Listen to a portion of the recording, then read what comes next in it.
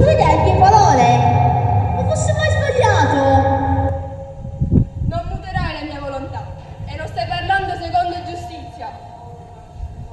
Allora capirai, una morte con la morte, non sfuggirai alla vendetta dei perilli. Imparerai a afferrare la tua lingua e usare bene la tua mente. Sono turbato. Aiutatemi, alzatevi. Cosa dovrei fare? Fai ricorso alla prudenza. Libera la fanciulla. E fai seppellire il nostro che già ci ha abbandonato. Andiamo, sì, corriamo. Occorre onorare le leggi divine.